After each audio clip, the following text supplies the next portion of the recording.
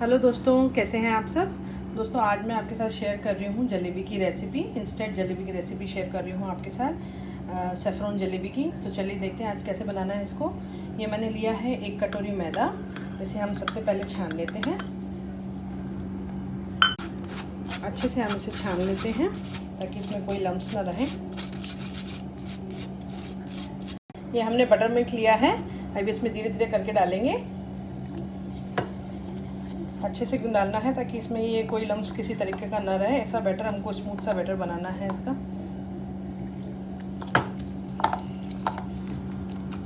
ये देखिए हमने इसे अच्छे से बैटर बनाया है।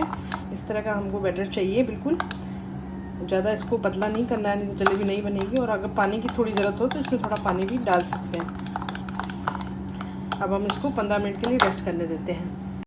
तो दोस्तों अब जब तक हमारा बैटर तैयार हो तब तक हम चाशनी की तैयारी कर लेते हैं। ये जो जिस कटोरी से मैंने मैदा लिया था उसी कटोरी से मैंने 1.5 कटोरी ये शुगर ली है। ये इसमें डाल देते हैं और इसको पानी थोड़ा डाल देते हैं, बस जिसमें पानी में डिप हो जाए इतना ही पानी हमको डालना है, ज़्यादा नहीं डालना है क्योंकि हमको एक तार की चाशनी बनानी है। और गैस को कर देते हैं ऑन। दोस्तों ये मैंने कुछ सेफ्रॉन भिगो के रखा है, ये भी इसमें पानी डाल देंगे। हमारी जलेबी में जो कलर आएगा वो इसी की वजह से आएगा। अब ये हम नींबू का रस इसमें डाल देते हैं। शुगर हमारी पिघल गई है अच्छे से, तो उसको बॉईल होने देते हैं। एक तार की चाशनी जब तक नहीं बनती है इसको अच्छे से चलाते रहें। इसको बॉईल करना है, हमें एक तार की चाशनी बनानी है। जब ये बिल्कुल इसका शुगर पिघल जाए उसके बाद हम इसमें डालेंगे नींबू का रस। अब देख लेते हैं इसमें चाशनी बनी है कि नहीं बनी है। आप देख सकते हैं इसमें चाशनी आ रही है, ये देखिए ये हमारी एक तार की चाशनी बन चुकी है। अब इसको कर देते हैं बंद और थोड़ा ठंडा होने देते हैं। तो बैटर को हम अच्छे से अब मिक्स कर लेते हैं। 10-15 मिनट हो गए हैं इसे रखे हुए। इसमें हम थोड़ी सी डाल देते हैं बेकिंग सोडा, 1 पिंच के करीब, और उसको अच्छे से कर लेते हैं मिक्स।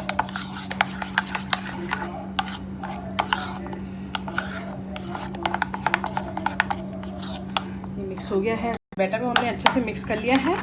अब ये इस तरह की कोई पॉली बैग आपके पास हो या फिर आपके पास वो पाइपिंग बैग हो, जो भी हो आपके पास अवेलेबल, वो आप यूज़ कर सकते हैं। मैं इसी में ही डाल रही हूँ। ये बैटर हम इसमें डालेंगे।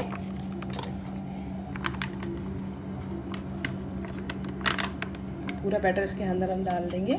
अभी हमने इसको कट नहीं किया हुआ है, इसको बाद में कट करेंगे। ये कोन की शेप में बनाएंगे इसको इस तरीके से। थोड़ा सा जितना आपको मोटी पतली चाहिए उस हिसाब से थोड़ा सा कट कर देंगे। हमने इसको कट कर लिया है। ये हमने ऑलरेडी गरम कर, घी को हमने धीमी आंच पे रखा था और अब ये गरम हो चुका है। अब हम इसमें इस तरीके से धीरे धीरे करके शेप बनाएंगे और बीच में इसको लॉक कर देंगे तरीके से। आंच अपनी धीमी रखें डालते टाइम।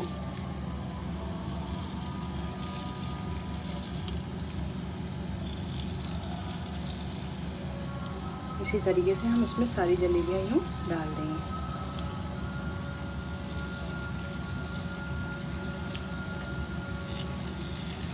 ये देखिए दोस्तों अच्छे से ये फ्राई हो गई हैं। अब हम इन्हें निकाल देते हैं प्लेट में।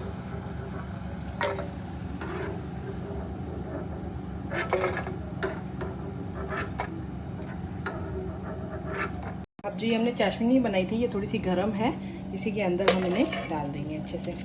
इसको अच्छे से मिक्स कर लेंगे।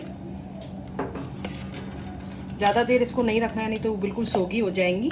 बस इनको अच्छे से डिप करना है ताकि थोड़ी अंदर तक हमारी चाशनी चली जाए। ये ज़्यादा मैंने मोटी नहीं बनाई है तो ये चाशनी भी कम ही लेंगी अंदर, ज़्यादा मीठी नहीं होंगी।